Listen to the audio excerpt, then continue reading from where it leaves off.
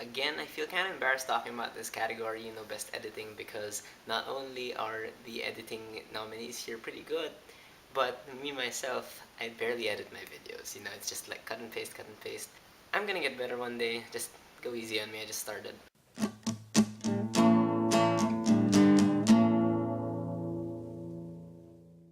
Alright, so part 6 of my Oscar coverage. This time we're talking about best film editing. And now, I kind of find it difficult to talk about film editing because it's so the way you see it in a movie, you're not actually supposed to see it. It's called the invisible art after all.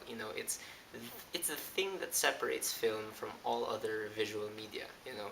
It's really how well the editor can compose shots and how well that person can make the viewer forget that these are individual shots and stuff. He has to make sure the movie flows properly.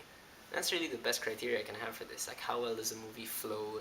Is it paced very well? Like, that's really the best way to kind of see editing is in its pacing. Like, if it starts to feel slow or if it feels too fast, if you feel like story points are, skipping by too fast, then that means the editing wasn't as good as it could have been. That's how I understand it, at least.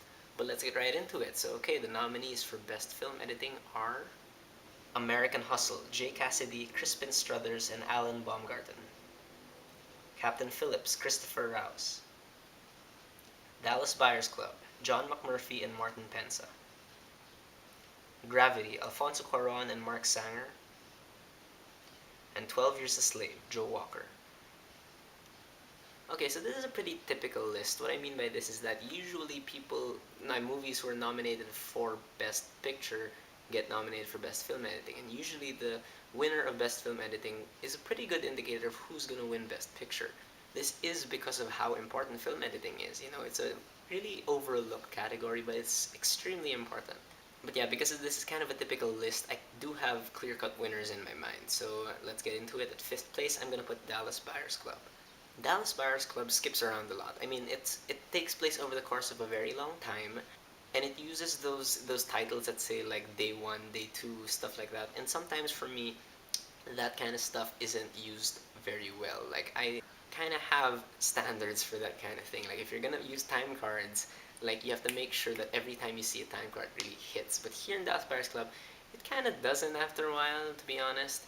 Like, it doesn't really feel like this length of time is this long. And a lot of the important plot points, I think, were kind of just skipped through, and like I wanted to linger more on certain themes and stuff. But Dallas Buyers Club really does have quite a few themes, and the way I think this movie is edited, like, it did way more importance on certain things than other things. So like, I feel like tighter editing could have gotten those themes to be equal in a way. And yeah, I guess that's why it's at fifth place. Fourth place, I'm gonna put American Hustle. Now, don't get me wrong, this movie is paced very, very well. The improvisational style David O. Russell has directing, he chose to leave a lot of those scenes in there, and for me, they do work a lot most of the time. Like, these conversations they have and stuff, they never really feel boring or anything. Like, so I did think it was paced very well, except for the beginning.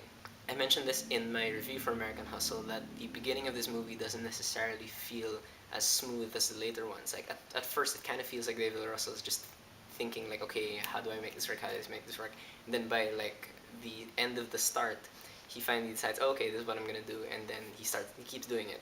But that beginning, like I said, was pretty messy to me. Like, it really did jump, I think, kind of unnecessarily. Like, it starts with a flash forward, which I'm not really sure why it was there, and then like the narration of Christian Bale's character and Amy Adams' character, I didn't feel was used as well as it could have. But then, like I said, it gets better. It's just that the start it kind of stumbles when it starts. So, fourth place. Okay, at third place, I'm going to put Captain Phillips. Now, Captain Phillips is a thriller, and in my opinion, thrillers are the kinds of movies that really use editing the best. Like, they have the capacity to use editing to its most effective. And it's interesting that Captain Phillips is definitely a thriller, and it's very, very tense, but it's not like fast-paced tense. This movie is very slow in a good way. And when you imagine yourself in a hostage situation like in Captain Phillips, time can slow down to a crawl. And so I really did think they used it well here. Like, at a certain point, you kind of feel very fatigued yourself. And this is one of those rare thrillers that gets lots of its tension out of just waiting. There are lots of scenes where characters are just kind of waiting for things to happen, waiting for people to pass by. This movie is also constructed in like two acts, and in the second act, when I won't say what happens, but in the second act, you begin to feel time weighing down on all of these characters, and I think the editing does that well enough. Well, there are slow moments, and that was like one of my only flaws with Captain Phillips, is that it does at a certain point feel like they could have sped it up a bit more, but overall, I really did think this kind of movie benefited from this slow kind of editing, but at the same time still keeping you on the edge of your seat, so good job, third place. Now, at second place is 12 Years a Slave for me. This is the kind of movie I think that really benefited again from not really using that many time cards. Like it would have been really, really cheesy if we got year one, year two, and then by the time we hit year 12, it's like, oh my god, this is the ending. It wouldn't have worked that way. 12 Years a Slave, I think, makes really good use of going through time and making it feel like this one long, endless drag, because I think that's how Solomon Northup really felt. Like, he wasn't really keeping track of the years, I think, or maybe he was, but like, when you're in that situation, it really just kind of drags on. It's terrible. I thought 12 Years also made very good use of flashbacks. They have a few flashbacks in here that I think are just placed perfectly in there. They're not done for, a gimmicky effect. They're done because it means something to the characters. 12 Years also shifts between points of view a lot, and I think all of them are used very well. It really does make you feel all these characters are involved in the same story, because usually when a movie has a lot of characters and shifts point of view, sometimes it feels like individual movies, you know what I mean? But here in 12 Years a Slave, it really does feel like, everyone is suffering in this time period. And again, while 12 Years a Slave isn't the fastest paced movie around, I think it benefits from its slower pace.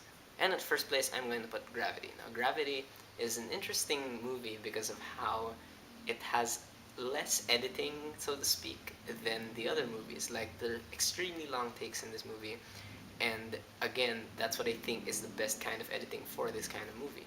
It's kind of the opposite of Captain Phillips. It is a thriller, but it's extremely tense in a fast-paced way. Gravity really keeps you on this tightrope, like it keeps you on a wire, and you're just agonizing over, oh my god, what's gonna happen. A lot of movies try to pull off the long take thing, but I don't think enough people realize that you can only pull off the long take thing if you really have like something at stake, and even movies like, let's say, Before Midnight, when they're extremely long takes of people just having a conversation. Now, well, that's like the point of the movie. Other movies try to do the long take thing, and it just doesn't work because either what's being said or what's happening isn't involving enough. So Gravity really pulls this off super well, because not only are you invested in these characters, you're also terrified of what's happening around them. And I think the choice to make this movie like all long takes and stuff was really, really wise, and in the end, Gravity really does succeed in making the audience forget that there's editing going on. And that is like the ultimate goal of film editing. So Gravity gets first place for me. As for who I think will win the Oscar, I'm gonna have to go with Gravity again. Like, for all I know, I think 12 Years a Slave could win, because I also think it might win Best Picture. But I think Gravity's gonna take it because, as far as editing goes, Gravity's the kind of movie that when you walk out of it, you really immediately have something to say about the editing. The other movies don't necessarily grip you in the same way. So I really will have to give it to Gravity because, even the most casual viewer will take notice of these long takes and be invested in them. So yeah, I'm going with that. Okay, so what did you guys think of this year's nominees for Best Film Editing? Who do you think will win? Who do you think should win? So whatever you guys think, whether you agree with my choices or not, please leave a comment and let's have a conversation.